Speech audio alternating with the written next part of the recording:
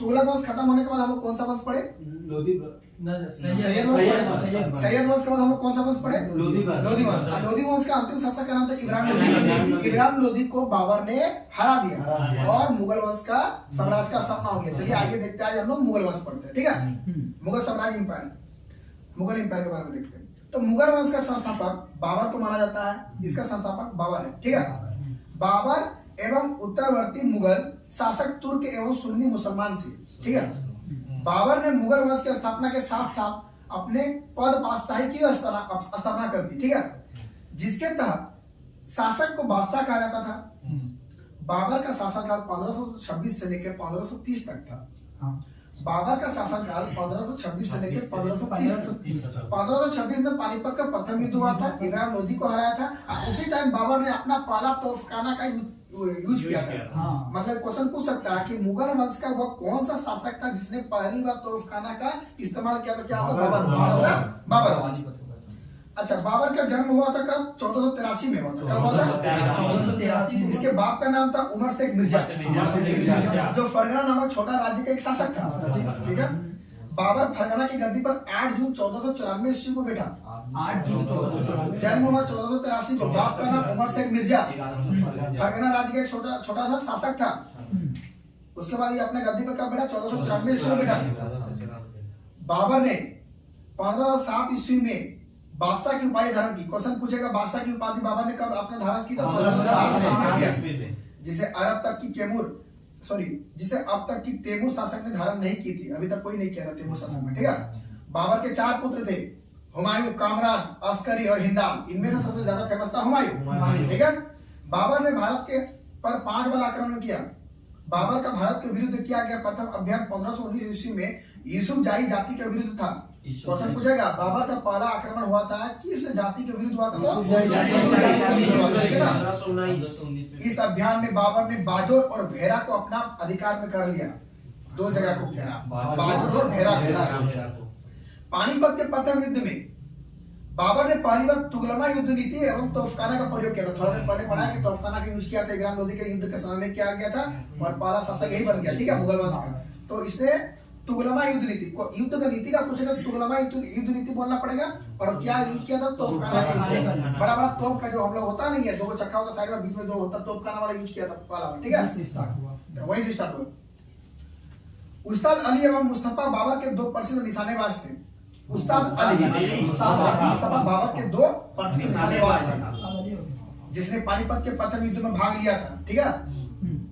चलिए आइए देखते हैं बाबर ने कुछ महत्वपूर्ण युद्ध लड़ी थी। उसके युद्ध के जो लड़ाई हुआ था किनके बीच हुआ था और कहां पर हुआ था और कौन विजयी हुआ था, ये देखते हैं, ठीक है। पानीपत का प्रथम युद्ध 1526 में हुआ था। सबको जानता है इब्राहिम लोधी की हार हुई थी, बाबर की जीत हुई थी। खानवा का युद्ध, इसमें राणा सांगा और बाबर के बीच युद्ध हुई थी। इसमें भी बाबर विजयी हुआ था। जितना भी युद्ध लड़ा गया था बाबर के साथ, सब बाबर में विजयी था, ठीक है। बाबर चंदेरी का युद्ध हुआ था 1528 में, मेंद्री राय और बाबर के बीच में बाबर की विजय हुई। घाघरा के युद्ध 1529 में अफगानों का एवं बाबर के बीच युद्ध हुई थी, बाबर का विजय हुआ था, ठीक है। पहला युद्ध बोलेंगे पानीपत का युद्ध, उसके बाद खानवा का युद्ध, उसके बाद चंदेरी का युद्ध और उसके बाद घाघरा का युद्ध, ठीक है। 4 में बाबर विजयी। पहला बार युद्ध किनके बीच हुआ था? इब्राहिम लोधी और बाबर के बीच। दूसरा वाला जो हम बोले आप जाके बाबर के बीच। उसके बाद हम लोग चंदेरी के युद्ध में मेंद्री राय और बाबर के बीच। फिर अभी हम लोग पढ़े लास्ट घाघरा के युद्ध, उसमें अफगान और बाबर के बीच और बाबर विजय हुआ। इब्राहिम लोधी मध्यकाल का प्रथम शासक था। मध्यकाल का जो दिल्ली सल्तनत में था, मध्यकाल अभी चल रहा है, मध्यकाल ही चल रहा है, बढ़िया ना। तो मध्यकाल का लोधी वंश का इब्राहिम लोधी ऐसा पहला शासक था जो युद्ध स्तर में मारा गया। उतना जो मर रहा था हम लोग का, जो मोहम्मद बिन तुगलक मारा, कुतुबुद्दीन ऐबक मारा, घोड़ा में गिर के मारा, सीढ़ी में गिर के मारा, लेकिन कोई युद्ध स्तर में नहीं मरा था। एकमात्र इब्राहिम लोधी जो लोधी वंश का अंतिम शासक था जिसने बाबर ने हराया, उसको मार भी दिया गया, ठीक है। और पहला बार युद्ध में कोई मारा गया, यही वाला शासक कौन होगा? इब्राहिम लोधी होगा। क्वेश्चन याद रखिए, क्वेश्चन इसमें पूछ सकता है कि मध्य काल में जो भारत का कौन सा शासक है जिसने युद्ध स्तर पर मारा गया? इब्राहिम लोधी, ठीक है। लोधी वंश का संस्थापक कौन है? बालोल लोधी के बाद कौन सा आया था? सिकंदर लोधी आया, ठीक है। आइए देखते हैं। बोलते हैं इब्राहिम लोदी के साथ साथ उसका मित्र ग्वालियर के राजा विक्रमजीत भी युद्ध स्थल में मारा गया था। ठीक है, इब्राहिम लोदी का एक दोस्त था विक्रमजीत, वो भी युद्ध में मारा गया, लेकिन वो शासक नहीं था इसलिए उसका नाम नहीं आता, लेकिन बोलेगा इब्राहिम लोदी बहुत बड़ा शासक था, इब्राहिम लोदी वंश का, इसीलिए उसका नाम आता।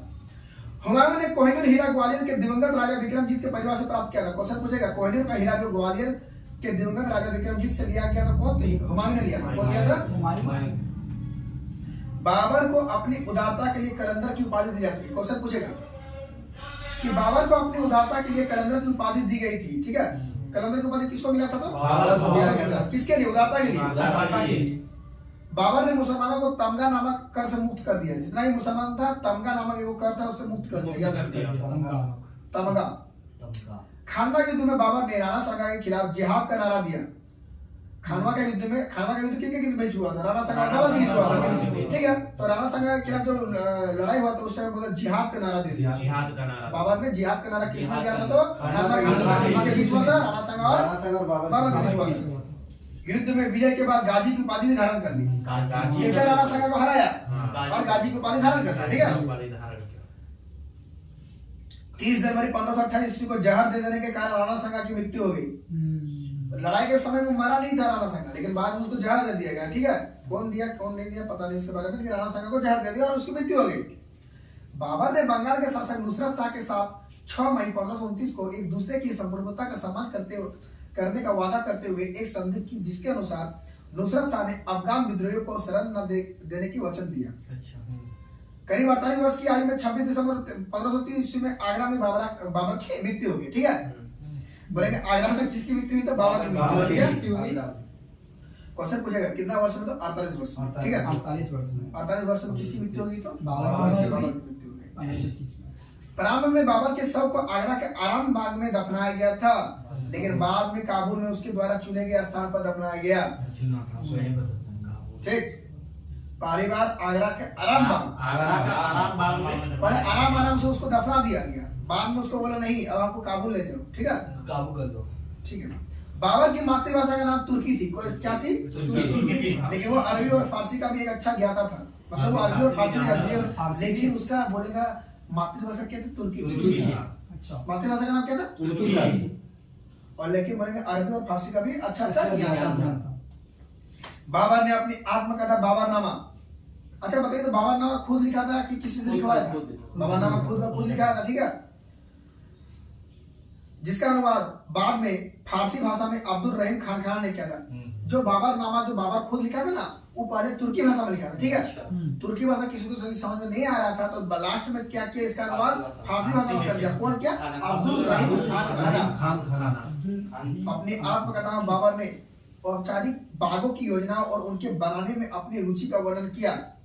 अक्सर ये बाग दीवार से घिरे होते थे तथा कृत्रिम नहरों द्वारा 4 भागों में विभाजित आयताकार अहाते में स्थित थे। 4 समान हिस्सों में बटे होने के कारण ये 4 बाग कहलाते थे। 4 बाग बनाने की परंपरा की शुरुआत अकबर के समय में हुई थी। 4 बाग बनाने की प्रक्रिया कहाँ पे स्टार्ट हुई थी? ठीक है, आगे पढ़ेंगे हम लोग। बाबर की मुबैयान नामक पद शैली का भी जन्मदाता माना जाता है। क्वेश्चन पूछेगा मुबैयान नामक पद शैली का जन्मदाता किसे माना जाता है? बाबर। ठीक है, अच्छा, बाबर प्रसिद्ध नक्शवादी सूफी ख्वाजा उब्दुल्ला अहरार का अनुयायी था। उब्दुल्ला अहरार बोलेंगे बाबर का उत्तराधिकारी कौन हुआ? तो हुमायूं हुआ। कौन हुआ उत्तराधिकारी? हुमायूं।